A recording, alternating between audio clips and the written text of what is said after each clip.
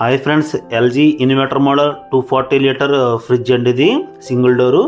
ఇది కంప్లైంట్ వచ్చి కంప్రెసర్ అయితే ఆన్ అవుతుంది కానీ పంపింగ్ అయితే వీక్ అయింది. అంటే గ్యాస్ అనేది లోన్ ఫామ్ అవ్వట్లేదు, కూలింగ్ రావట్లేదు. అందు గురించి దీని అయితే ఇన్వర్టర్ మోడల్ కదండి దీన్ని అయితే మనం నాన్ ఇన్వర్టర్గా కన్వర్ట్ చేస్తున్నాం.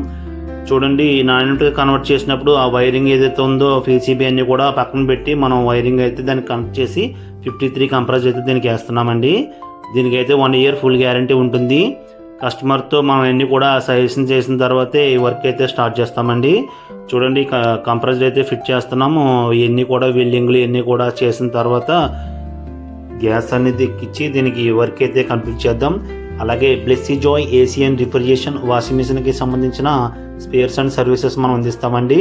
మీరు కాల్ చేసిన వెంటనే వచ్చి మనం అయితే వర్క్ స్టార్ట్ చేస్తాం. ఈ వర్క్ అనేది మనం 1 డేలోనే ఇది ఫినిష్ చేస్తామండి. ఈ చూడండి, ఫిల్టర్ అన్నీ వేసి మన గ్యాస్ లీక్ ఎక్కడైనా ఉందేమో అని చెక్ చేసుకుంటున్నాం.